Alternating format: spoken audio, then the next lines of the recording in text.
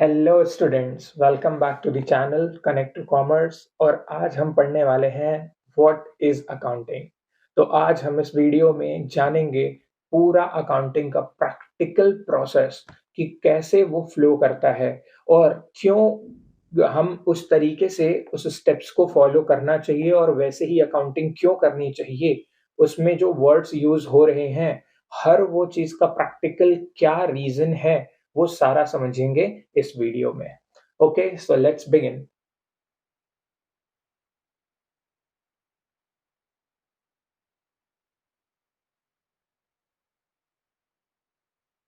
सो सबसे पहली चीज, अकाउंटिंग तो हम समझ ही लेंगे, लेकिन अकाउंटिंग में तीन सिमिलर तरीके के वर्ड्स होते हैं और इनके बीच आपस में क्या लिंकिंग है और किस तरीके से ये आपस में रन करते हैं, इंटरलिंक करके किस तरीके से ये एक पूरा मीनिंग क्रिएट करते हैं, हम वो समझने वाले हैं। तो वो तीन वर्ड्स क्या है, ध्यान से समझना।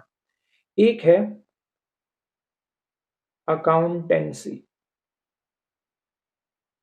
एक है अकाउंटिंग और एक है account.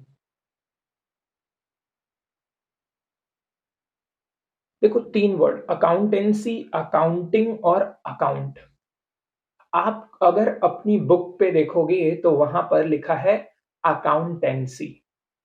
That means accountancy is the subject. ये सब्जेक्ट है जिसके अंदर में हम कई सारी चीज पढ़ेंगे और उन चीजों के फ्लो को या उन चीजों के एक सिस्टमैटिक अप्रोच को, सिस्टमैटिक प्रोसेस को हम कहेंगे अकाउंटिंग।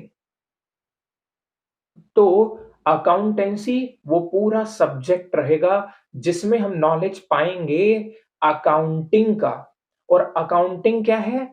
एक सिस्टमैटिक वे, किसी भी चीज को पढ़ने का, करने का एक सिस्टम होता है, एक प्रोसेस होता है, उस प्रोसेस को कहते हैं अकाउंटिंग। और उस प्रोसेस की अंडरस्टैंडिंग के बाद जो हम मेन चीजें बनाते हैं, जिसका जिस चीज के लिए हमने अकाउंटिंग सीखी है, तो उससे जो उसका रिजल्ट निकल कर आता है, जो हम बनाते हैं, उसे हम कहते हैं अकाउंट। अब ये अकाउंट क्या होता है, इसको मैं डिटेल में जरूर बताऊंगा। ठीक है, तो अकाउंट क्या है, अभी के लिए मैं एक वर्ड कर रहा हूं, एक लेजर है। अकाउंट क्या है? एक लेजर है। बट लेजर, अभी सिंस आप वर्ड नहीं जानते तो मैं आपको बोलूंगा कि वो चीज जिससे आप कह सकते हो कि अकाउंटिंग का यूज करके जो चीज हम बनाना चाहते हैं, जिसके लिए हमने अकाउंटिंग का प्रोसेस सीखा है, वो एंड रिजल्ट है अकाउंट। ओके, सो अकाउंटेंसी, आज के बाद से आप कभी भी अकाउंट्स या अकाउंटिंग ऐसे वर्ड नहीं यूज करोगे। अगर आप सब्जेक्ट के बारे में बात करना चाहते हो, then you have to use word accountancy. अगर आप उसके होल प्रोसेस की बात करना चाहते हो, you will use word accounting. और अगर आप एक उसके पर्टिकुलर एस्पेक्ट की बात करना चाहते हो, जो कि है अकाउंट, तो आप वर्ड हमेशा अकाउंट ही यूज करोगे। अकाउंटिंग और अकाउंटेंसी उसके लिए नहीं यूज करोगे। अकाउंट कैसे बनता है वो मैं जरूर आपको आगे बताऊंगा। ओके, सो हमारे को तीन चीजें मिली, अकाउंटेंसी, अकाउंटिंग एंड अकाउंट्स। अगर मैं इसका एक वेन डायग्राम बनाऊं तो मैं ऐसे बना सकता हूं कि ये है अकाउंट्स, ये है अकाउंटिंग और ओवरऑल पूरा सब्जेक्ट क्या कहलाता है? अकाउंटेंसी। ठीक है, तो अकाउंटेंसी को सब्जेक्ट या कह लो, जो इसका थेरेटिकल नॉलेज पूरा मिलने वाला है हमें, वो नॉलेज, उस सेट ऑफ नॉलेज को हम क्या कहेंगे? अकाउंटेंसी, उस सब्जेक्ट को। ठीक है, अकाउंटिंग क्या है? एक प्रोसेस है। अब वो प्रोसेस कैसे फ्लो करता है समझने अब हम स्टार्ट करते हैं। ओके, सो मैंने पहले बता दिया आपको, अकाउंटेंसी क्या है? वो सब्जेक्ट है जिसमें उसका थियोरेटिकल पूरा ओवरऑल नॉलेज रहेगा। ठीक है, अब हम समझते हैं अकाउंटेंसी को मैंने प्रोसेस क्यों बोला, और ये प्रोसेस है तो ये प्रोसेस चलता कैसे है।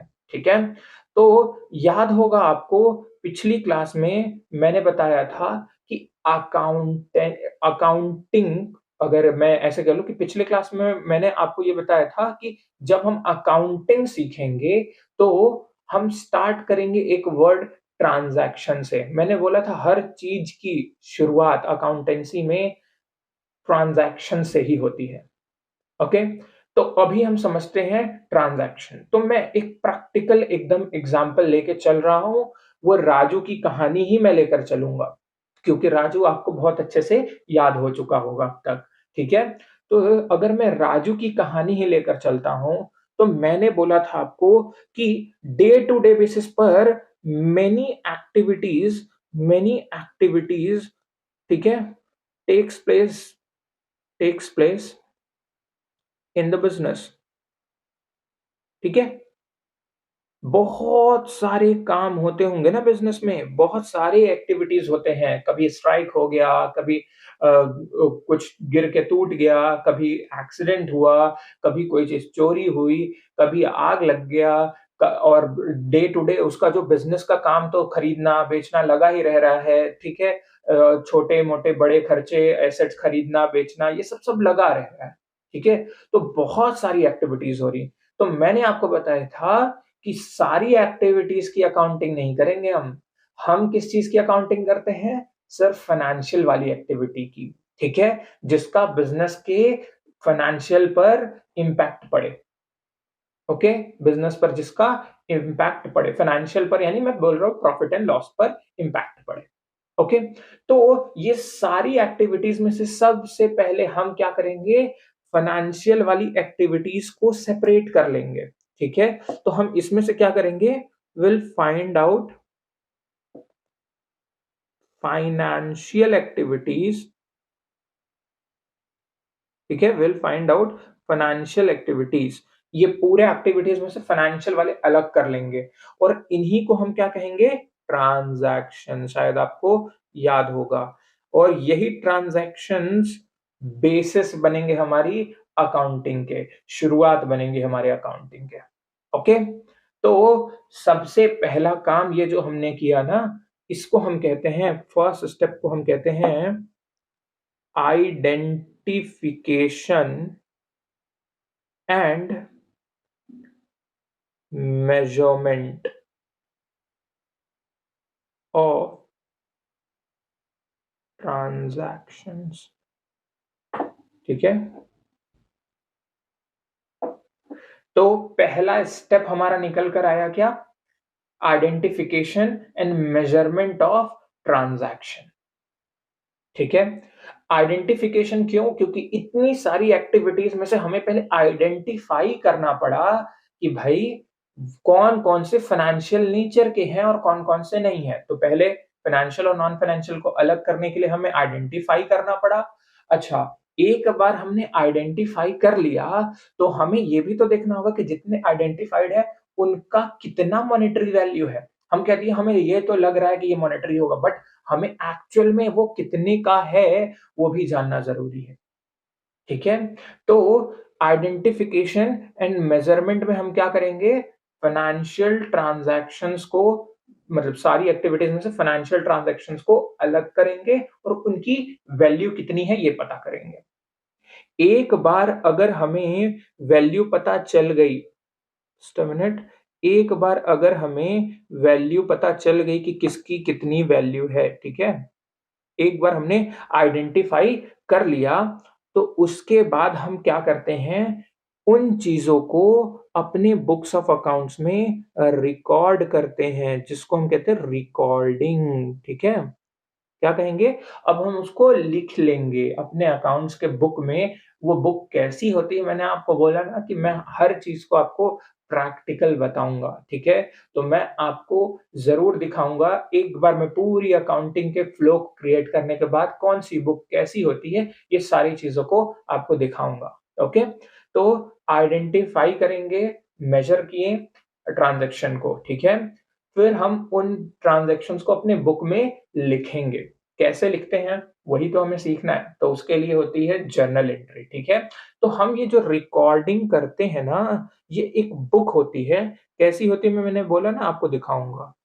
जर्नल बुक कहते हैं हम इसको, जनरल नहीं, जर्नल बुक, ठीक है? जर्नल बुक कहते हैं। और जिस तरीके से हम उसको लिखते हैं ना इस बुक में, जैसे हम एसे को एकदम XYZ फॉर्मेट में लिखते हैं, ईमेल को अलग तरीके से लिखते हैं, हर चीज़ का एक फॉर्मेट होता है ना, इसके लिखने के फॉर्मेट को हम कहते हैं जर्नल एंट्री, ठीक है? इसके लिखने के तरीके को क्या कहा जाता है? Journal entry, okay? तो पहला चीज़ हमने आइडेंटिफाई किया, मेजर किया, उसको रिकॉर्ड किया, कहाँ पर? जर्नल बुक में। किस तरीके से लिखा? जर्नल एंट्री के तरीके से। अच्छा, रिकॉर्ड करने के बाद एक स्टेप होता है क्लासिफाइंग, ठीक है? वो नेक्स्ट स्टेप क्या है? क्लासिफाइंग।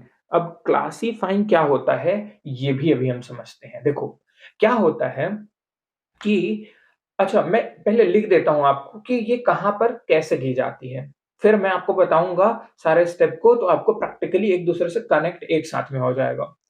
तो हुआ क्या, क्लासिफाइंग एक बुक में करते हैं जिसको हम कहते हैं लेजर, ठीक है? लेजर बुक, ठीक? Laser book. और जिस वे से हम करते हैं ना, लिखते हैं ना, उसी को कहते हैं हम अकाउंट। अभी मैंने बोला था ना, it is a type of ledger, ऊपर जब अकाउंट वर्ड आपको पढ़ाया था, तो मैंने लेजर लिखा था। तो क्लासिफाइंग क्या है? क्लासिफाइंग एक बुक में की जाती है, जिस तरीके से उसको वहाँ पर लिखा जाता है, उस लिखने के तरीके को हम अकाउंट कहते हैं, ठीक है? अच्छा, एक बार हमने क्लासिफाई कर दिया, ठीक है? तो फिर हम क्या करते हैं, उसकी एक समरी बना लेते हैं, जिसको हम कहते हैं समराइज़िंग। और समराइज़िंग जहाँ पर करते हैं ना, उसको हम कहते हैं ट्रायल बैलेंस, ठीक है? देखो, समरी निकालें, यानी कि सारा चीज़ का एक शॉर्ट स्नैपशॉट निकालें। तो स्नैपशॉट को हम क्या कहेंगे? एक ट्रायल बैलेंस, ठीक है? एक समरी को कहेंगे ट्रायल बैलेंस, ठीक है? ओके। और भी चीज़ें यूज़ होती हैं यहाँ समराइज़िंग में, बट अभी मैं सिंस आपको एक प्रैक्टिकल तरीका बताना है, फिर थ्योरी तो मैं बता ही दूँगा आपको लिखने कैसे है। तो अभी मैं उन चीज़ों को कवर कर रहा हूँ। फिर एक बार समराइज़ कर लेते हैं चीज़ों को जब हम, तो हम करते हैं उसका analysing and interpretation. Analysing and interpretation. अब ये एनालाइज़िंग एंड इंटरप्रिटेशन क्या होता है, देखो, जो समरी निकल कर आई, उस समरी को हम एक बार गो थ्रू करके अंडरस्टैंड करेंगे, उसका नेट प्रॉफिट एंड लॉस निकालेंगे कि भाई हमारा बिज़नेस कैसा चल रहा है। जो चीज़ें हुई वो सही हुई या गलत हुई, अच्छी हुई या कम हुई, ठीक है? जितना सोचा था वैसा चल रहा है सब कुछ या नहीं, ये जानना होगा। उसी चीज़ को जानने को हम कहते हैं एनालाइज़िंग। एक बार हम अच्छे से एनालाइज़ कर लेते हैं, तब हम इंटरप्रेट कर पाते हैं। इंटरप्रेट कहने का मतलब कन्क्लूज़न निकाल पाते हैं उस चीज़ का कि हाँ भाई, जैसा सोचा था उससे ज़्यादा हुआ, वैसा ही हुआ या उससे कम हुआ, ठीक है? तो हम उसके बाद अपना एक डिसीज़न बना पाते हैं, ठीक है? अपना एक इंटरप्रिटेशन यानी एक फाइनल डिसीज़न बनाते हैं, ठीक है? और वो डिसीज़न का एक यूज़ किया जाता है। अभी मैं एनालाइज़िंग इंटरप्रिटेशन के जस्ट बाद, यहाँ स्पेस नहीं है, इसलिए जस्ट इसके नीचे का स्टेप यहाँ नीचे बना रहा हूँ। उसको कहते हैं हम कम्युनिकेशन, ठीक है? उसको हम कहते हैं कम्युनिकेशन। ठीक है? कम्युनिकेशन किनको किया जाता है, ये मैं ज़रूर बताता हूँ आपको। तो अब मैं आपको एक एग्ज़ाम्पल लूँगा राजू की कहानी का, और सारे चीज़ क्या होते हैं, कैसे होते हैं और क्यों होते हैं, पूरे रीज़न के साथ प्रैक्टिकली समझाना शुरू करूँगा। सो लेट्स सी, राजू ने खोली थी अपनी एक बेकरी। अब मैं डायरेक्ट आ रहा हूँ कि उसने क्या किया, सामान खरीदा, एसेट्स खरीदे थे, ठीक है? एसेट्स सारे लगाए, सामान लाया, सामान बेचा, अपना प्रॉफिट मार्जिन ऐड करके, ये सारा रेंट पे किया, इलेक्ट्रिसिटी बिल पे किया, फ़ोन बिल पे किया, ठीक है? ट्रांसपोर्टेशन बिल पे किया, ठीक है? तो ये सारे डिस्काउंट्स दिए, बहुत सारी चीज़ें की थी उसने। तो और उधार पे सामान बेचा था और उधार पे सामान खरीदा भी था, ठीक है? ये सारा चीज़ हुआ होगा। अच्छा, तो अब ध्यान से सुनना, हुआ क्या, हमने फाइनेंशियल वाली ही अभी मैंने जितना ही वर्ड बोला सारे फाइनेंशियल नेचर के थे, सारे फाइनेंशियल वाली चीज़ हमने क्या किए कि आइडेंटिफ़ाई करके रख लिए और उनको लिख दिया अपने जर्नल बुक में। जर्नल बुक में कैसे लिखे होंगे? हम बोलते हैं कि जो भी जर्नल बुक में लिखा जाता है ना, उसको हम लिखते हैं क्रोनोलॉजिकल ऑर्डर में। क्रोनोलॉजिकल ऑर्डर यानी टाइम बेसिस पर लिखा जाता है, टाइम टाइम बेसिस, जो जब इवेंट होगा लिखते जाएँगे, रुकेंगे नहीं, यहाँ पर लिखते जाएँगे, ठीक है? तो जर्नल बुक में हम क्या किए, जर्नल बुक में हम आज हमने क्या किया, जैसे अब आप खुद को इमेजिन करो, आप बिज़नेस हो, आप राजू हो, राजू बनकर आप बैठकर बिज़नेस की अकाउंटिंग कर रहे हो, ठीक है? तो सबसे पहले दिन पर आपने क्या किया था, रैक बनवाया था, वो लिखा, ठीक है? जर्नल एंट्री के वे से लिखोगे, कैसे लिखते हैं जर्नल एंट्री वो बता दूँगा आपको, ठीक है?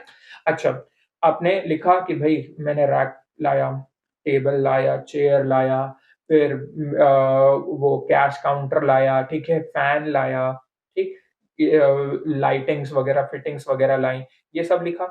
फिर आप लिखोगे मैंने गुड्स लाया, कैश में भी गुड्स लाया उधार पे, ठीक है? क्रेडिट में भी, ठीक है? फिर ये सारा करने के बाद फिर आप सामान बेचे थे तो आप लिखे होंगे कि मैंने सामान बेचा कैश में भी कई लोगों को, कुछ लोगों को मैंने उधार पर भी बेचा, ठीक है? ये सब सारा चीज़ लिखे जा रहे हो, ओके। अब सामान बेचना कैश में या उधार पे बोलो या सामान खरीदना कैश में या उधार पे बोलो, एक बार तो होता नहीं है, वो हमेशा आते-जाते रहता है कुछ ना कुछ, ठीक है? खरीदते भी रहते हो, बेचते भी रहते हो, वो रेगुलर बेसिस पे चलते रहता है। तो रोज़ जैसा चल रहा था वैसा आप रोज़ लिखते थे इस जर्नल बुक में, ठीक है?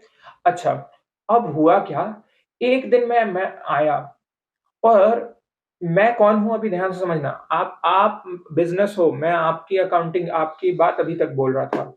अब आया कौन? आपका वो उधार वाला कस्टमर, जिसने उधार पर सामान लेकर गया था ना, वो आया और राजू से एक क्वेश्चन पूछा कि भाई एक बात बताओ कि यार मेरा कितना बनता है? कितना बचा हुआ है? मैंने कई बार सामान लेके गया हूँ ना, टोटल बता दो मेरे को, मेरा कितना बनता है तुमको पेमेंट देने का? तो मैं तुम्हारा वो पेमेंट दे दूँ, ठीक है? अब होगा क्या ध्यान से सुनना।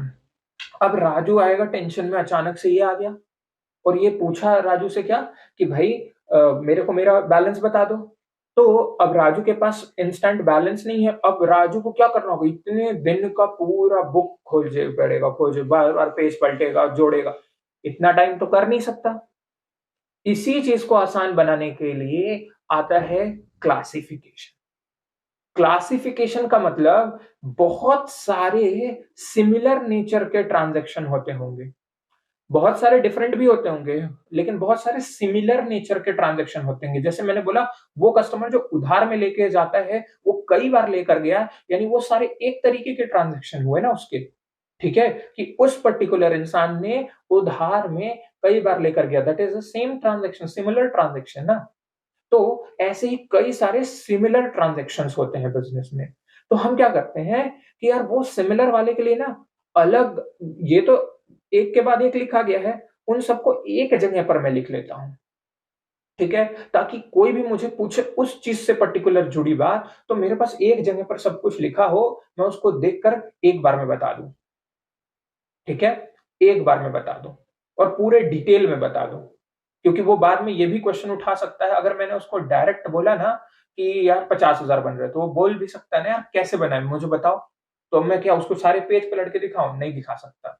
तो लेकिन अगर मेरा एक जगह पर सारा कुछ लिखा होगा तो मैं उसको एक बार में दिखा दूँगा, ये देख भाई ये तेरा अकाउंट है, देख ले इस दिन पर इतना ये सामान लेकर गया, इतने का लेकर गया, इस वजह से इतना टोटल बना। ये दिखा सकते हो आप।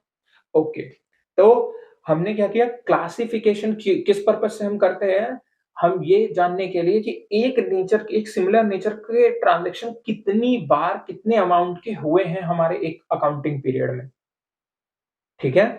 तो इस चीज़ को जानने के लिए मंथली वाइज़, क्वार्टरली वाइज़ ऐसे हम एक अकाउंट प्रिपेयर कर लेते हैं। ईयरली वाइज़ जैसा भी जो चाहता है अपने कन्वीनियंस के हिसाब से नंबर ऑफ ट्रांज़ैक्शन के बेसिस पे एक्चुअली लोग रिकॉर्ड करते हैं इसको, ठीक है? अच्छा, जिसके क्योंकि बहुत ज़्यादा एक दिन में ही ट्रांज़ैक्शन होते होंगे, आप वो सोच सकते हो कि अगर वो साल भर का एक जगह पे अकाउंट बनाएगा, तो वो अकाउंट खुद ही उतना लंबा बन जाएगा। ठीक है? अच्छा, तो रिकॉर्डिंग समझ में आया? ठीक है। तो रिकॉर्डिंग के बाद क्लासिफाई क्यों करते हैं और कैसे करते हैं, वो मैंने आपको बताया, ठीक है? कि सिमिलर नेचर के ट्रांज़ैक्शंस को एक जगह पर लिखना ही क्या कहलाता है? अकाउंट या कह लो क्लासिफिकेशन या कह लो लेजर, ठीक है? अच्छा, अब हुआ क्या कि इस तरीके से आपने लेजर तो बना दिया। अच्छा, ऐसे ही हो सकता है सप्लायर भी आए आपसे पूछे कि सप्लायर आकर अचानक से आपको बोल दिया, "यार भाई ला मेरे 1 लाख रुपए दे।" आप बोलोगे, "यार 1 लाख रुपए अचानक से?"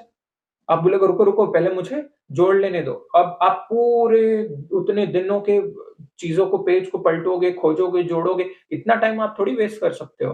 तो आप अगर एक अकाउंट बनाकर उसका रखे रहोगे सेपरेट, तो आप देख लोगे, टोटल कर लोगे एक बार में और बताओगे अच्छा 1 लाख बन रहा है या उससे कम बन रहा है, ठीक है? और आप बोलोगे यार मैंने ये देखो मेरे पास एकदम क्लियर कट है, तुम देख लो इसके अलावा बताओ तुम कैसे बोल रहे हो 1 लाख? तो वो प्रैक्टिकली जानने के लिए हमें क्या करना होता है? लेजर बुक मेंटेन करनी होती है। तो हम क्या करेंगे, इधर तो क्रोनोलॉजिकली लिखते चलेंगे जर्नल एंट्री, ठीक है? जर्नल बुक में एक के बाद एक जो हो रहे हैं डे टू डे बेस पे, ठीक है? और पैरेलली हम क्या करते हैं लेजर में भी उसका एक-एक अकाउंट जैसे वो डेटर का एक अकाउंट खोल के रखे हैं, क्रेडिटर के एक अकाउंट खोल के रखे हैं, ठीक है? अगर 4 डेटर है तो उनका अलग-अलग रखोगे, ठीक है?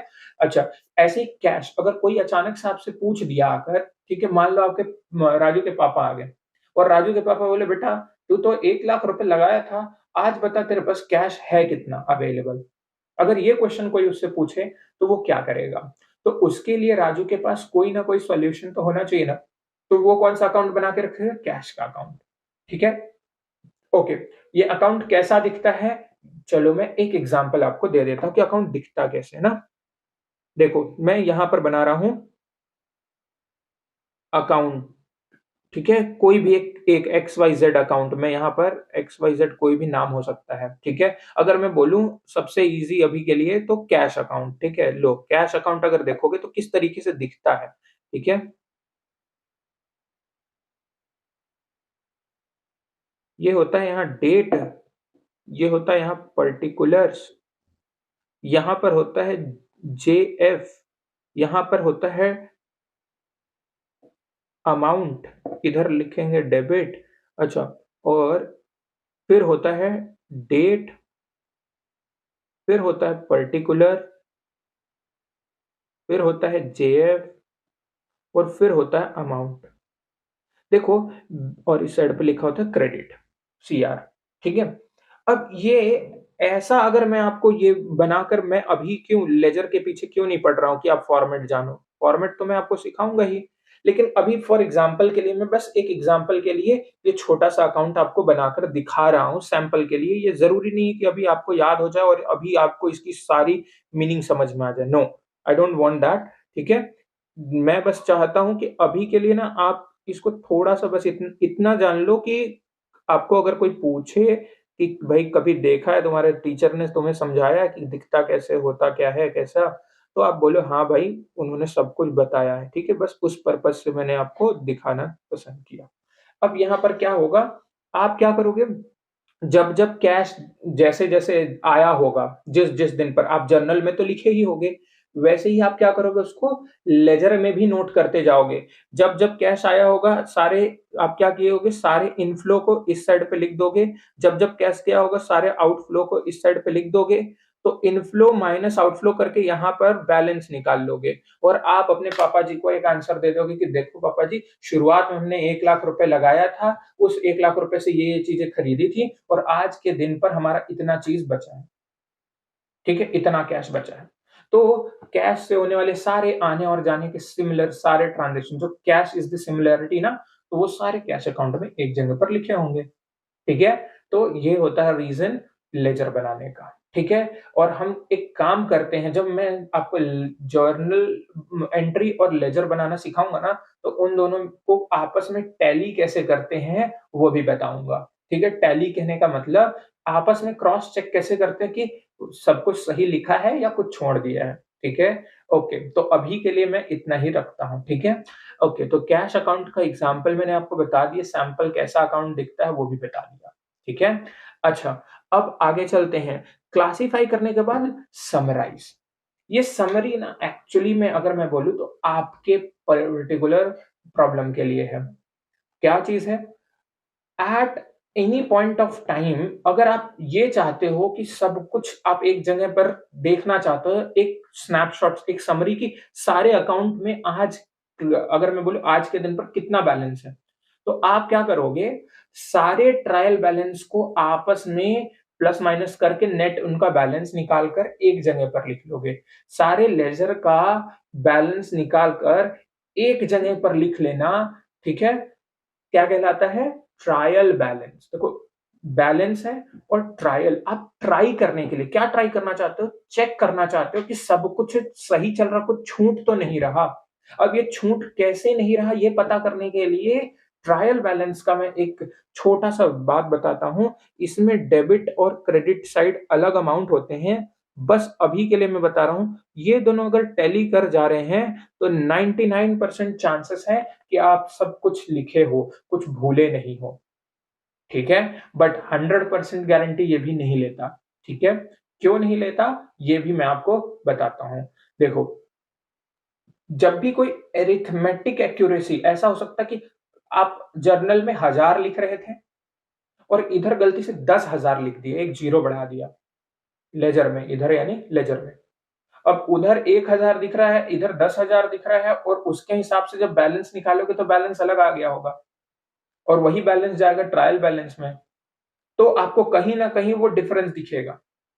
कई बार जो अरिथमेटिक एक्यूरेसी होती है, जो लिखने-उखने का कैलकुलेशन मिस्टेक होता है ना, उसको चेक करने के लिए ट्रायल बैलेंस कई लोग बनाते हैं। ठीक है? तो ट्रायल बैलेंस का बेसिक पर्पज़ क्या होता है? ये एक हमारी अरिथमेटिक चेक का पॉइंट होता है। ठीक है? और ये भी कह सकते हो एक स्नैपशॉट होता है, एक बार में सारे अकाउंट में कितना-कितना बैलेंस है आज के डेट पे जानने के लिए भी होता है। Is it okay? तो हमने क्या किया, पहले रिकॉर्ड किया, फिर उसको क्लासिफाई किया और क्यों किया मैंने बताया, ठीक है? अच्छा, अगर कोई बोले कि क्लासिफाई जो करते हो, वो किस बेसिस पे करते हो? तो आप बोलोगे क्या? Similarity between transactions. अगर एक सिमिलर नेचर के ट्रांज़ैक्शन होंगे, तो वो एक ही अकाउंट में बनेंगे, एक ही एक जगह पे जाएँगे, ठीक है? लाइक क्रेडिट परचेज़ की बात करूँ, ठीक है? क्रेडिट परचेज़ अगर मान लो मेरा कस्टमर का नाम था मोहन और मोहन जितनी बार लेकर गया होगा तो मोहन का एक अकाउंट खुलते जाएगा और जब वो पैसा जितना चुकाया होगा वो भी उसी में लिख देंगे क्योंकि Mohan is the common point. जैसे कैश आना-जाना, cash is the common point, ठीक है? तो ये सारे, अगर रेंट का पेमेंट कर रहे हैं, बार-बार हर महीने रेंट जा रहा है, हर महीने ये इलेक्ट्रिसिटी जा रहा है, तो रेंट का एक अकाउंट खोल लेंगे, हर महीने का उसमें दिखाएँगे जाने का। इलेक्ट्रिसिटी का एक अकाउंट खोल लेंगे, हर महीने उसमें दिखाएँगे जाने का, ठीक है? तो ये सारी चीज़ें ऐसे चलती हैं कि एक कोई कॉमन पॉइंट होगा, उस कॉमन पॉइंट के बेसिस पे एक अकाउंट खुलेगा, जिसको हम कहेंगे लेजर अकाउंट, ठीक है? और उसी के अंदर उससे जुड़ा हर बात लिखा रहेगा, ठीक है? और उसी के बैलेंस को निकाल कर at any point of time अगर हमें चेक करना हो, तो हम सारे के बैलेंस जितने-जितने बचे हैं, वो लिख लेंगे एक जगह पर और उसकी एक समरी बना लेंगे, जिसको हम कहेंगे ट्रायल बैलेंस, ठीक है? ओके। अच्छा, अब आगे चलते हैं, एनालाइज़िंग एंड इंटरप्रिटेशन।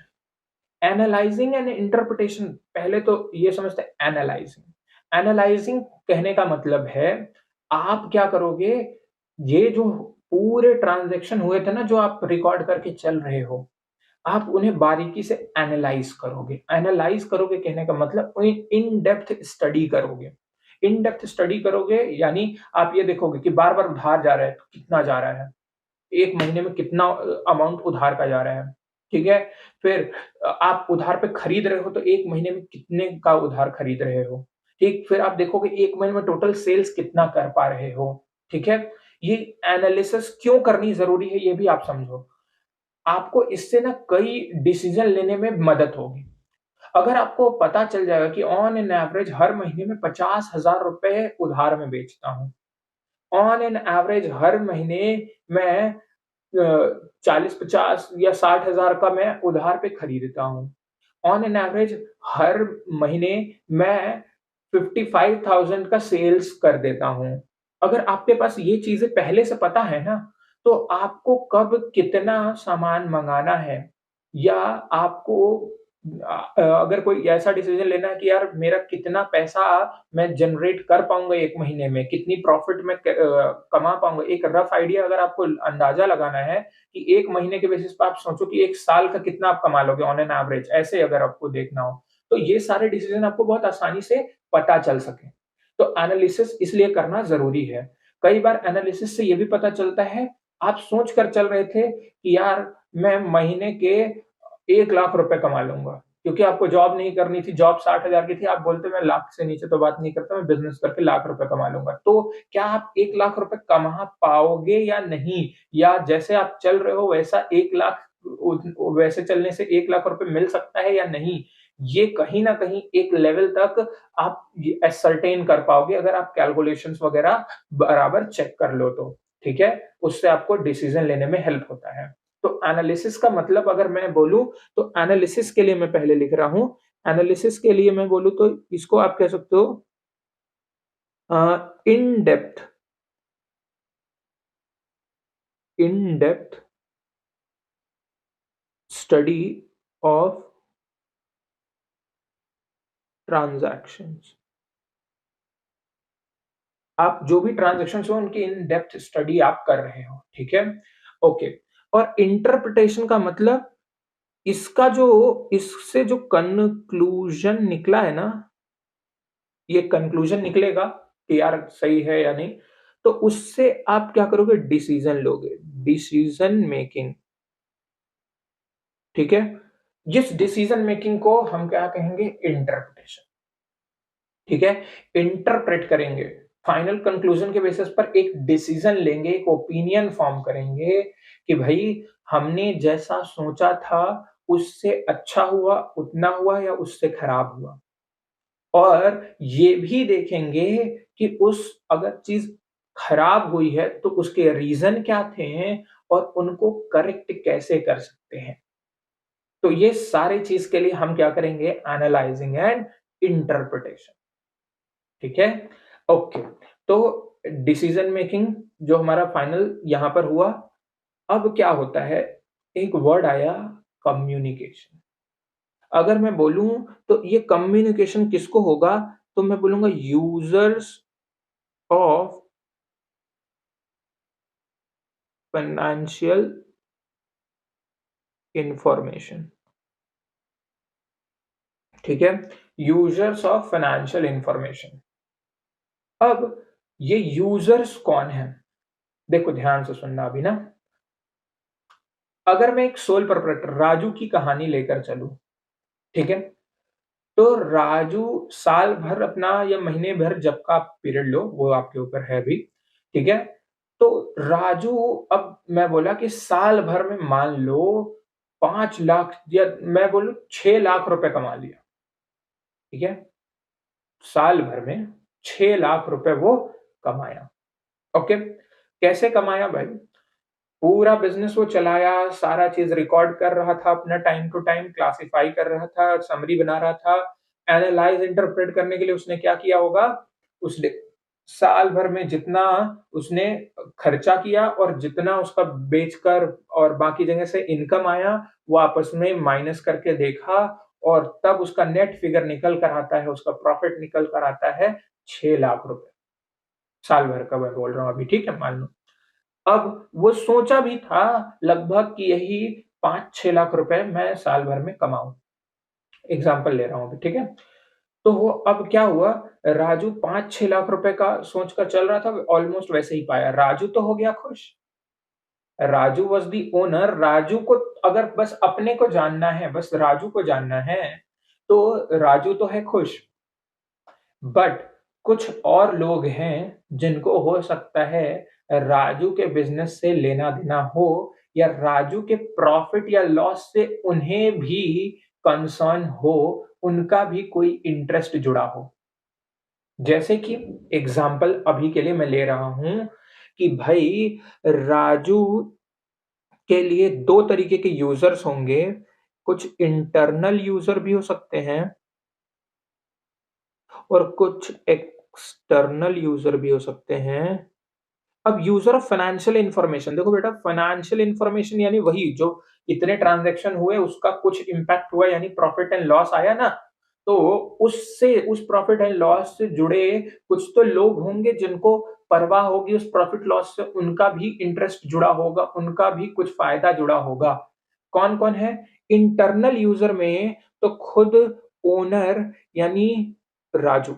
राजू को भी फ़र्क पड़ता है, सबसे ज़्यादा तो उसी को पड़ता है। क्यों? क्योंकि राजू को ये बात तब समझ में आएगी कि अगर मैंने 1 लाख रुपए लगाए थे और साल भर में मैंने 6 लाख रुपए कमाए हैं, ठीक है? 6 लाख रुपए कमाए हैं, तो क्या ये इनफ है? अगर मैं 1 लाख रुपए को बैंक में रखता या किसी और जगह इन्वेस्ट करता, तो क्या मैं 6 लाख रुपए कमा पाता उस 1 लाख रुपए से या नहीं? ठीक है? तो राजू को ये डिसीजन लेने में मदद होता। अगर राजू बहुत कम कमाया होता तो राजू एक बात समझ जाता कि यार बिज़नेस में इतनी मेहनत भी की, रात-दिन मेहनत किया, 1 लाख रुपए का अगर मान लो कुछ भी बहुत कम अमाउंट कमाता है 1 साल में मान लो, ठीक है? मैं सपोज़ ले रहा हूँ अभी एग्ज़ाम्पल के लिए 20, 30, 40 हज़ार रुपए ऐसे कमा पाता, उसका बिकता ही नहीं। तो राजू को दिमाग में आ जाता है यार 1 लाख रुपए तो मैं बैंक में भी रख दिया तो साल भर में इतने 6% के इंटरेस्ट रेट से मेरा एक्स-वाई-ज़ेड अमाउंट आ चुका होता, कमा चुका होता इससे ज़्यादा। या किसी और जगह पर शेयर वगैरह मार्केट में या कहीं और म्यूचुअल फंड वगैरह में बहुत जगह पे पैसे भी लगाए जाते हैं। जैसा कि मैंने बताया कि आपको मैं हर एक चीज़ को बताऊँगा, कवर करूँगा आपके रिकमेंडेशन पे, तो अगर आपको कुछ ऐसे जानने होंगे एक्स्ट्रा नॉलेज के लिए, तो आप कमेंट में मेंशन करना, ओके? अच्छा, तो कई जगह पर इन्वेस्ट वो कर सकता है, ठीक है? उसके पास ऑप्शंस हैं, कई जगह के ऑप्शंस हैं ना, तो इस चीज़ के लिए ये बोल रहा है कि उसको डिसीज़न लेने में मदद होता है कि बिज़नेस चलाऊँ या बिज़नेस छोड़ूँ, इस पैसे को दूसरे जगह लगा दूँ। तो एक तो ओनर को जानना था, अपना ये डिसीज़न लेने के लिए कि बिज़नेस आगे चलाना बढ़ाना चाहिए या छोड़ना चाहिए, ठीक है? और जो उसने पैसा लगाया उस पे कितना रेट ऑफ इंटरेस्ट कह सकता हूँ या रिटर्न वो कमा रहा है, किस रेट से कमा रहा है, ठीक है? अच्छा, ओनर के साथ-साथ अब कुछ लोग हैं जिनको जानना होता है, अभी मैं एक्सटर्नल यूज़र पे आता हूँ, ठीक है? एक्स्ट क्रेडिटर, क्रेडिटर को क्यों जानना है? क्रेडिटर इसलिए जानने में इंटरेस्टेड होगा कि यार इसको उधार पे देना ठीक होगा या नहीं? अगर ये लॉस फेस करता ना तो क्रेडिटर दिमाग लगा लेता तुरंत कि यार अगर मैं इसको अगली बार दिया और लॉस हो गया तो मेरा भी पैसा डूब जाएगा। तो इसको उधार देना चाहिए या नहीं देना चाहिए? ठीक है? तो क्रेडिटर क्यों जानना चाह रहा है एक्सटर्नल यूज़र के बारे में? उसकी क्रेडिट वर्दिनेस को जानने के लिए। क्रेडिट वर्दिनेस, ताकि वो ये डिसीज़न ले पाए कि क्रेडिट पे सप्लाई करना है या नहीं, ठीक? क्रेडिट पे उसको सामान सप्लाई करना चाहिए या नहीं, ये डिसीज़न तो एक्सटर्नल यूज़र को भी। कमा भले राजू रहा है, बट राजू की कमाई से चिंता, सोच या फ़ायदा-नुकसान कहीं न कहीं किसका जुड़ा हो गया? क्रेडिटर। ऐसे ही वो जो बैंक था जिसने लोन दिया था 40,000 का राजू को, वो भी ये जानना चाहता होगा क्रेडिट वर्दिनेस, इसकी क्रेडिट वर्दिनेस कहने का मतलब होता है पेइंग कैपेसिटी। अगर आप बोलो कि वो अपना उधार चुकाने के काबिल है या नहीं, उसका कंडीशन कैसा है, ठीक है? कहीं वो इंसॉल्वेंट ना हो जाए। तो ताकि वो ये जाने कि बैंक लोन ग्रांट करें या नहीं, ठीक है? तो बैंक इसलिए जानना चाहता है कि भाई उसको लोन देना भी चाहिए और या नहीं देना चाहिए और जो दिया है उसको जल्दी से जल्दी रिकवर कर लेना चाहिए या नहीं, ठीक है? तो ये सारी चीज़ एक्सटर्नल यूज़र, देखो उसके फ़ायदे-नुकसान से इसका भी डिसीज़न था। अच्छा, थर्ड गवर्नमेंट। गवर्नमेंट को क्या है भाई? भाई टैक्स एंड लीगल कंप्लायंसेस का फॉलो,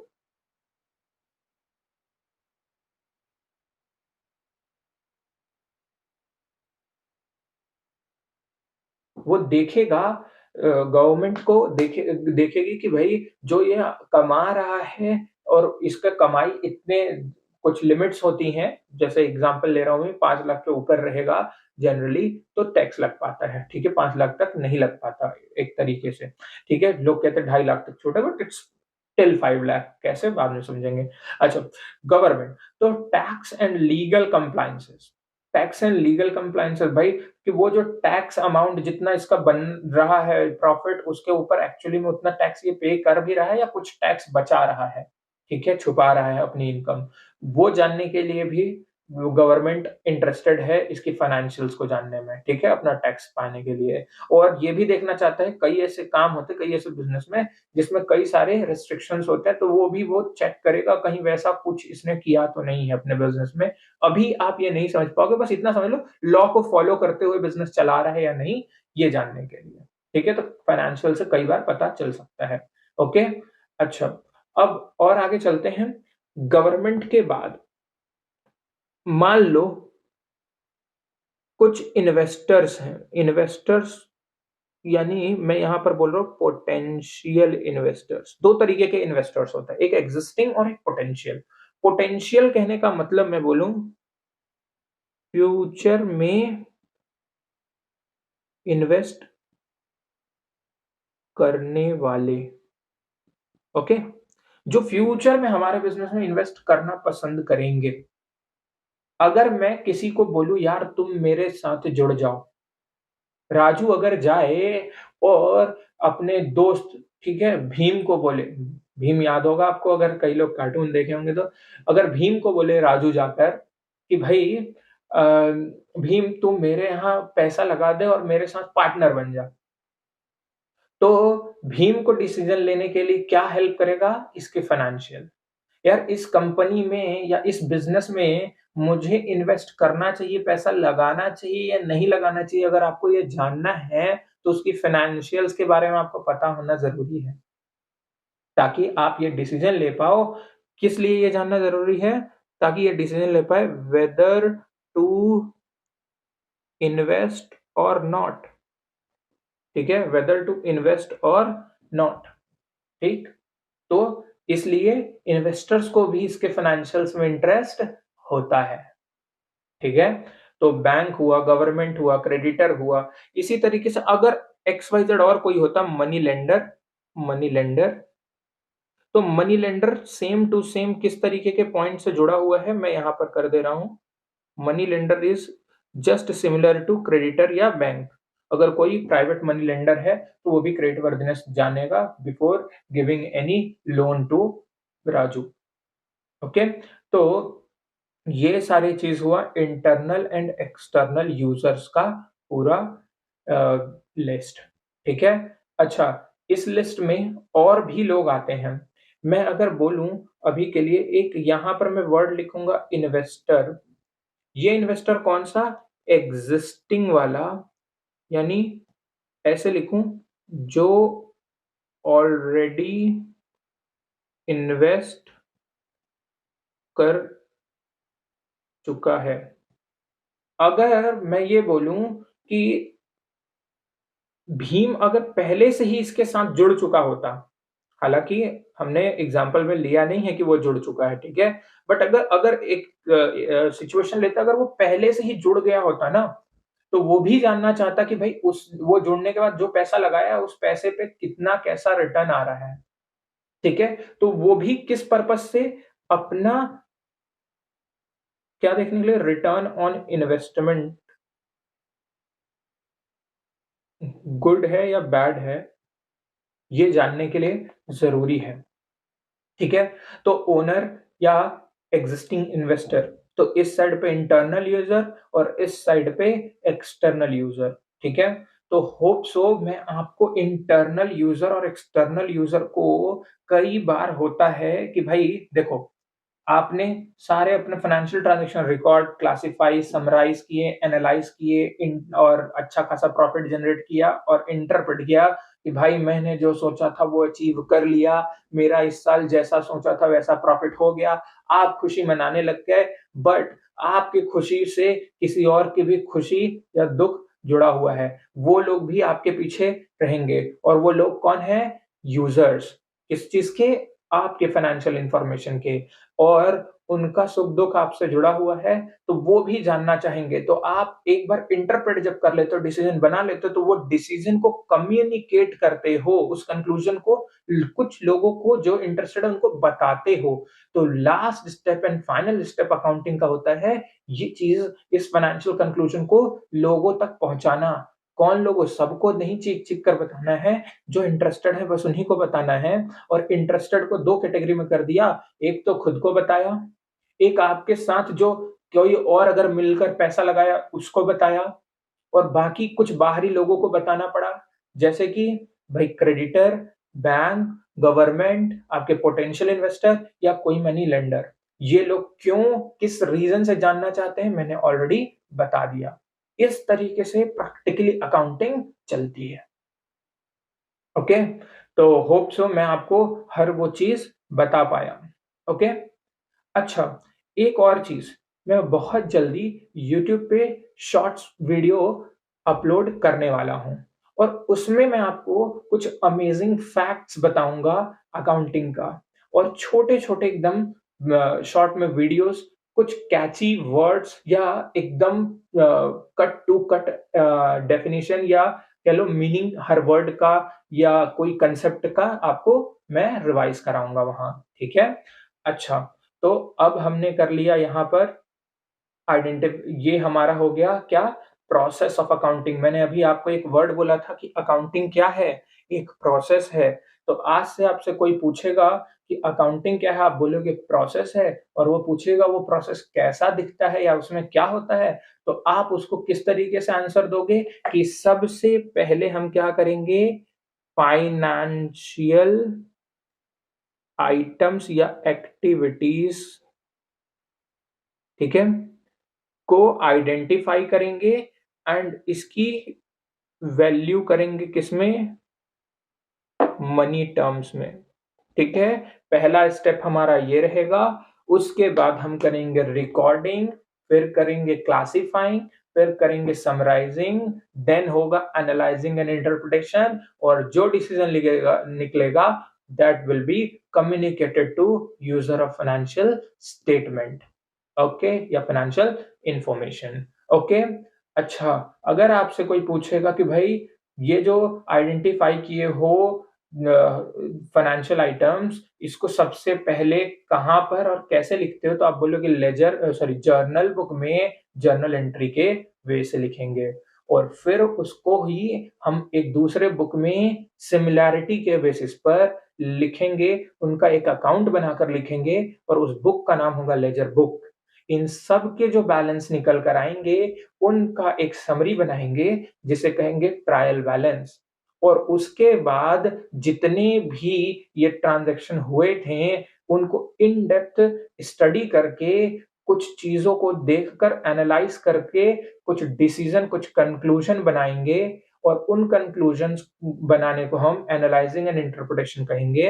एनालाइज़ इंटरप्रेट करने के बाद जो भी हमें लगा, हम अपने उस थॉट को, उस डिसीज़न कन्क्लूज़न को कुछ इंटरेस्टेड पार्टीज़, कुछ लोगों को, कुछ यूज़र्स को बताएँगे, which is called communication. Okay? Okay, so accounting खत्म, अकाउंट वर्ड भी खत्म। अकाउंट कैसा दिखता है, क्या होता है, ये मैंने आपको एकदम क्लियरली बता दिया, ठीक है? और होप सो मैं प्रैक्टिकली आपको बता पाया कि ये क्यों ऐसा ही किया जाता है। अच्छा, और आप किसी भी स्टेप को आगे-पीछे करके देखो, दिक्कत होगी आपको, ठीक है? अच्छा, मैंने आपको ये बात बताया कि ये जो ट्रायल बैलेंस है, ये सिर्फ़ अरिथमेटिक चेक है। अगर आप अरिथमेटिकली बहुत स्ट्रॉन्ग हो, आपको बिलीव है कि भाई आप गलती कर ही नहीं सकते, तो ये अकाउंटिंग ने बोला इतना फेथ है, तो लो मैं इसको ऑप्शनल बनाता हूँ। तुम्हें अगर ट्रायल बैलेंस नहीं बनाना है तो मत करो ट्राई, ठीक है? तो ट्रायल बैलेंस बनाना मैंडेटरी नहीं होता, बाकी सब बनाने मैंडेटरी होते हैं, ठीक है? ओके, तो ट्रायल बैलेंस का अगर मैं यहाँ पर्पस थोड़ा-सा लिख दूँ, तो ये सिर्फ़ किस चीज़ के लिए बनाते हैं? अरिथमेटिक, या कह लो क्लेरिकल एरर चेकिंग के लिए, ठीक है। इस चीज का के रीजन से बस हम ट्रायल बैलेंस को बनाते हैं, बाकी ट्रायल बैलेंस का एज सच और नीड नहीं पड़ता, ठीक है। ओके, तो हमारा ये सारा चीज वर्ड खत्म हो गया, accountancy, accounting, account. Okay, hope so मैं प्रैक्टिकली पूरी चीजों को समझा पाया आज आपको। अब हम आज के लेक्चर में कुछ छोटे छोटे बातें भी बताते हैं आपको, बहुत ध्यान से सुनना। और यहां से ये जो मैं अब बताने जा रहा हूं बेटा, ये कुछ ऐसा है जिसको अगर आप समझ गए, ठीक है, तो आप अकाउंटिंग रियलिटी में कभी भी कहीं भी नहीं फंस सकते, क्योंकि आज जो मैं बताने जा रहा हूं वो अकाउंटिंग का सबसे बड़ा लाइफ टाइम यूज होने वाला कंसेप्ट है। और अकाउंटिंग पूरा इसी पर रिवॉल्व करती, चाहे आप वो क्लास 11th की लो और चाहे सबसे हाईएस्ट हमारे कॉमर्स फील्ड में सीए की स्टडी लो, हाईएस्ट तक ये जरूर लगेगा, इसी के बेसिस पे पूरी अकाउंटिंग चलेगी। सो let's begin with this topic, और इस टॉपिक को बहुत अच्छे से समझना, अगर ना समझ में आए तो जरूर पूछ लेना। ओके, एक कंसेप्ट है सेपरेट लीगल एंटिटी। वीडियो थोड़ी लंबी है बट बताना जरूरी है। ओके, सेपरेट लीगल एंटिटी ये क्या होता है ये समझते हैं। Separate legal entity, separate word का मतलब होता है अलग अलग, लीगल यानी होता है बाई लॉ, और एंटिटी का मतलब मैंने आपको बताया था क्या, बिजनेस, ठीक है। तो मैं यहां पर लिख रहा हूं बिजनेस की आइडेंटिटी, ठीक है। एंटिटी यहां पर रिलेवेंस रखो, बिजनेस की आइडेंटिटी। तो ये क्या है, ये कंसेप्ट ये बोलता है कि बाई लॉ, या कह दो इन दी आईज ऑफ लॉ, अगर कानून के नजर से देखोगे, हमारे और आपके नजर की बात नहीं हो रही यहां, नजर या नजरिया किसका रहेगा, कानून का। अगर आप कानून के नजर से देखते हो तो बिजनेस की जो आइडेंटिटी है ना, ये जो बिजनेस की आइडेंटिटी है, बिजनेस की आइडेंटिटी है, ये अलग अलग होती है। अलग अलग होती है कहने का मतलब, बिजनेस की आइडेंटिटी अलग अलग होती है, इसका मतलब है कि इसके अकॉर्डिंग ओनर और जो बिजनेस है ना, यानी राजू और उसकी जो बेकरी है ना, दो अलग अलग लोग हैं। जैसे मैं अलग हूं, आप अलग हो ना, वैसे ही राजू और उसका बिजनेस अलग है। अब ये क्यों ऐसा किया जाता है, ध्यान से समझते हैं। देखो, ये कंसेप्ट बोलता है कि लॉ के नजरिए से लॉ ओनर और बिजनेस को दो अलग अलग आइडेंटिटीज मानता है, दो अलग अलग इंसान मानता है, पर्सन मानता है। ओनर भी एक पर्सन है और बिजनेस भी एक पर्सन है। दोनों में फर्क ये है कि ओनर हमारे और आप जैसा नेचुरल पर्सन है, और बिजनेस जो है वो आर्टिफिशियल पर्सन है, ठीक है। जिसको आप कह लो उसके ओनर ने, या इनडायरेक्टली मैं अगर बोलूं जिसको लॉ ने बनाया है, ठीक है, लॉ ने बनाया है। रियलिटी में अलग तो है नहीं, बट लॉ ने उसको अपने नजर से एक अलग आइडेंटिटी दे दी है। ओके, तो ओनर और बिजनेस दोनों अलग अलग हैं। और हम जो अकाउंटिंग करते हैं, आप सोच कर बताओ, क्या हम राजू की अकाउंटिंग करते हैं या उसके बेकरी की, उसके बेकरी की ना। तो वो क्या है, बिजनेस। तो ये कहता है कि जब भी आप अकाउंटिंग करो तो अकाउंटिंग में आप राजू मत बनो, आप बनो राजू की बेकरी, उसका बिजनेस। क्योंकि आप क्या चीज फील होगी, उस बेकरी के साथ क्या हो रहा है, क्या आ रहा है, क्या जा रहा है, ये तभी फील कर पाओगे जब आप बेकरी बन के सोचो, ना कि राजू। अगर आप राजू बन के सोचोगे तो बहुत जगह तो आप समझ लोगे और इजी रहेगा, लेकिन कई जगह पर आप फंस जाओगे। और वो फंसने का पहला ही वे या रीजन मैं आपको अभी बताता हूं। याद होगा आपको, हमने एक एग्जाम्पल लिया था, मैं वही एग्जाम्पल के थ्रू आपको सेपरेट लीगल एंटिटी का सबसे बड़ा कंक्लूजन या कह लो रेलेवेंस समझाने जा रहा हूं। ओके, सो यहां पर आते हैं राजू की कहानी लेकर। ठीक है, ये है हमारा राजू। ओके, मैं इस सेपरेट लीगल एंटिटी को, राजू की कहानी को जस्ट इसके नीचे समझाने जा रहा हूं। ओके, फिर मैं ऊपर लिखूंगा कुछ बातों को। ये था राजू। राजू है ओनर, और यहां पर है हमारा बिजनेस। ये है हमारा बिजनेस। अब मैंने बोला सेपरेट लीगल एंटिटी बोलता है बिजनेस अलग, ओनर अलग, और हम अकाउंटिंग कर रहे हैं बिजनेस की, जो कि एक अलग इंसान है एक तरीके से। ठीक है, अलग आइडेंटिटी है एक तरीके से।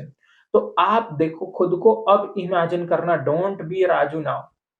अब क्योंकि अब आपको अकाउंटिंग को लिखना पढ़ना है ना, तो अकाउंटिंग कर रहे हो आप बेकरी की, अब आप खुद को देखो, you are that bakery, feel your face as a bakery. ठीक है, नॉट राजू।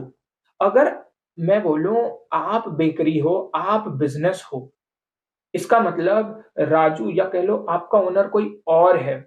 ठीक है, और ये बात बताओ मुझे, अगर ओनर कोई और है, ठीक है, ओनर कोई और है, आप बिजनेस हो, तो ओनर से आपने पैसा लिया है या नहीं? ऑफ कोर्स लिया है। ओनर से आपने पैसा लिया है, कितना लिया है? ये अमाउंट आपने ओनर से लिया है ना, 60,000 का। तो ओनर कोई और है, यानी आपने किसी और से जब पैसा लिया है, तो वो आपके ऊपर एक तरीके की क्या है, टेंशन है कि उसको वापस करना होगा। यानी it is also a type of liability ना। मैं अगर लिख दूं it is also a type of liability, है या नहीं? आप मानोगे? ऑफ कोर्स, क्योंकि ओनर कोई और है, उससे आपने 60,000 रुपए लिए हैं, तो उसको वापस करना पड़ेगा, इसलिए आपके ऊपर वो लाइबिलिटी है। होप सो प्रैक्टिकली आपको चीज समझ में आई। Capital is treated as liability, कई बार कई लोग यूज करते हैं, बोलते हैं, बट कैसे बना, क्यों बना, ये पता ही नहीं होता। तो बनने का ये रीजन है, और उस कंसेप्ट को कहते हैं separate legal entity. Separate legal entity की वजह से ही ये दोनों अलग हुए, और इस वजह से ही अब बिजनेस ने जो ओनर से पैसा लिया है, वो बिजनेस के लिए वो लाइबिलिटी बन गई, जिसको उसे ओनर को वापस करना पड़ेगा कल को, जैसे उसने बैंक से लिया था। तो अब दोनों ही लाइबिलिटी बन गई, तो दोनों में फर्क बस इतना समझ लेना, ये कहलाती है इंटरनल लाइबिलिटी, क्योंकि ये ओनर है, अंदर के लोग हैं, और ये कहलाता है एक्सटर्नल लाइबिलिटी। ठीक है, एक हो गया इंटरनल लाइबिलिटी, और एक हो गया एक्सटर्नल लाइबिलिटी। फर्क इतना ही है दोनों ही लाइबिलिटी। तो कैपिटल मेरे हिसाब से लाइबिलिटी क्यों होती है, ये बात आपको समझ में आ गई। ठीक है, अब इस कंसेप्ट से जुड़ा मैंने आपको बताया था कि कुछ खास बातें मैं आपको बताऊंगा, तो लो वो खास बात शुरू होती है अब। ठीक है, अब करते हैं हम उस खास बात पे चर्चा। ठीक है, और यहां से हमारा कंसेप्ट ड्रॉ होना शुरू होगा। ठीक है, ओके, तो मैंने आपको बता दिया कि कैपिटल लायबिलिटी होती है। अब मुझे अगर कोई ये बताए कि ये जो मैंने ₹1 लाख लाए थे, वो आया कैसे था? ₹60,000 और ₹40,000 को मिलाकर ही तो आया था, है ना? ठीक है, तो इस 1 लाख को ही हमने इससे ही क्या लिया था? असेट्स। ये 60,000 ही क्या कहलाता था? कैपिटल। और ये 40,000 को ही हमने क्या नाम दिया था? लाइबिलिटी। देखो तो भाई एक इक्वेशन बनकर आया बड़ा अच्छा सा, और ये इक्वेशन का नाम है assets is equals to capital plus liability, और प्यार से इसे ही हम कहते हैं अकाउंटिंग इक्वेशन। ठीक है, अकाउंटिंग इक्वेशन। अब अकाउंटिंग इक्वेशन कैसे बना, मेरे हिसाब से आप कभी नहीं भूलोगे। अकाउंटिंग इक्वेशन, ठीक है, तो ये हो गया हमारा अकाउंटिंग इक्वेशन कि assets is equals to capital plus liability. और क्यों बना ये भी समझ में आया। दूसरा रीजन अब मैं यहाँ बोलने जा रहा हूँ।